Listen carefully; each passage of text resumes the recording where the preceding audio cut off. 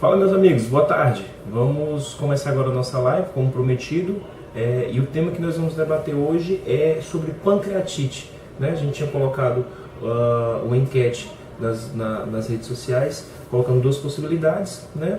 Pancreatite e a outra era doença do refluxo gastroesofágico. E aí, o que foi escolhido aí pela galera aí que nos segue foi pancreatite, né? Então vamos lá. Primeira coisa, definição, né? O que é a pancreatite? A pancreatite é uma inflamação no pâncreas, tá certo? O pâncreas é um órgão que ele se situa na cavidade abdominal, na verdade ela situa-se no reto peritônio, né? A barriga da gente é dividida em dois compartimentos, um compartimento anterior, que a gente chama de cavidade peritoneal, e um compartimento posterior que a gente chama de reto peritônio. O pâncreas fica lá nesse segundo compartimento.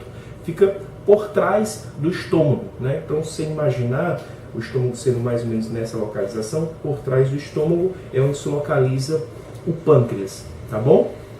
E aí a pergunta, o que é que pode levar à inflamação do pâncreas? Certo? Se a gente pensar, por exemplo, no que leva à inflamação da vesícula, a gente vai pensar na própria pedra da vesícula, polelitíase, o que leva à inflamação do apêndice, apendicite, a gente vai pensar em alguma coisa que obstrui o apêndice, né? Mas o que é que leva à inflamação do pâncreas? 50 a 60% das inflamações pancreáticas, das pancreatites agudas, elas são causadas por são causadas por pancreatite biliar. E o que é essa pancreatite biliar? A pancreatite biliar é quando um cálculo que está lá na vesícula, ele sai da vesícula, tá certo? Indo em direção ao intestino, e nesse processo ele acaba, além de obstruir o canal da bile, né? Além de obstruir o canal da bile, chamado de colédoco, tá? Ele também acaba, por consequência, obstruindo, aumentando a pressão no canal que vem do pâncreas, que é o ducto pancreático principal, que o epônimo, né, é chamado de ducto de Virchow. E o que é que acontece? Essa obstrução secundária acaba levando a um quadro de pancreatite. 50 a 60% dos casos de pancreatite são decorrentes de pedra na vesícula, certo? Em segundo lugar vem a pancreatite alcoólica, tá certo? Em torno de 20% dos casos de pancreatites agudas são causados por álcool, abuso de álcool.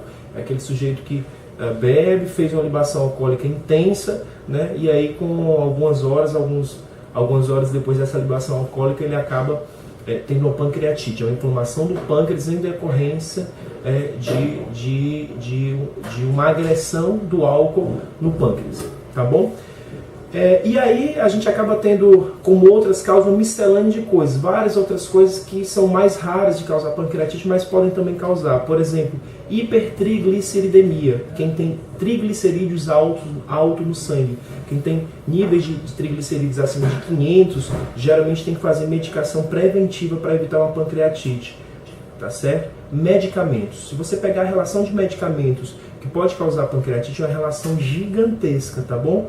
E a gente acaba dizendo que é medicamento quando a gente tenta procurar uma causa e não encontra, tá certo? Mas medicações também podem gerar pancreatite. Outra possibilidade, alterações anatômicas do próprio pâncreas. Tem gente que tem alterações pancreáticas, né, anatômicas, por exemplo, pâncreas divisum, que acaba levando a um risco aumentado de ter pancreatite. Tudo bem? Então, essas são as etiologias, isso é o que pode causar a pancreatite. E aí a pergunta que foi feita, né? Quais são os sintomas? Né? Os sintomas principais são dor, é uma dor de forte intensidade, uma dor abdominal, sobretudo localizada na região do epigastro. Epigastro, um termo comum e o termo popular seria a boca do estômago, tá bom? E que é uma dor que irradia no andar superior do estômago, então uma dor que fica nessa região, comumente chamada em barra. E é essa dor que fica aqui, irradia para aqui, para a lateral, e acaba também irradiando para o dorso, para as costas. Lembrando que o pâncreas é um órgão reto peritoneal, ou seja, ele é mais posterior. Então, por isso, dessa caracterização dessa dor, tá certo? E associado a essa dor intensa, pode ter náusea, vômitos, tudo bem? E uma característica também importante é que essa dor ela piora com a ingesta alimentar, porque o pâncreas ele é um órgão que produz enzimas para digestão, tá certo? Isso é uma das funções dele. Então, quando você se alimenta, você vai fazer com que o pâncreas trabalhe, e ele inflamado vai doer mais. Então, essa dor no abdômen, no andar superior do abdômen, a dor em barra, que irradia para as costas, associada a náuseas e vômitos, que piora com a alimentação. Isso é extremamente característico de pancreatite, tá certo? Mas para dar o diagnóstico de pancreatite, não adianta só ter esses sintomas, tá bom? A gente precisa também ter algumas outras coisas para confirmar esse diagnóstico. E por vezes as pessoas acham que sempre essas outras coisas são exames complexos, né? Então vamos sempre pensar em ressonância, vamos sempre pensar em tomografia, né? E às vezes acaba esquecendo outros detalhes. A clínica é muito importante. Então, isso que eu falei para vocês, dos sintomas que o paciente sente, dor em barra, irradiando para as costas, associada a náuseas e vômitos, que piora com a alimentação, isso por si só já é um grau de suspeita muito grande. Mas se você faz um exame de sangue de amilase e lipase, né, que são duas enzimas produzidas no pâncreas, e essas enzimas dão elevada no sangue, só isso, com os sintomas, já é característico de que já dá diagnóstico de pancreatite, tá bom? E não necessariamente a gente precisa sair pedindo tomografia para todo mundo.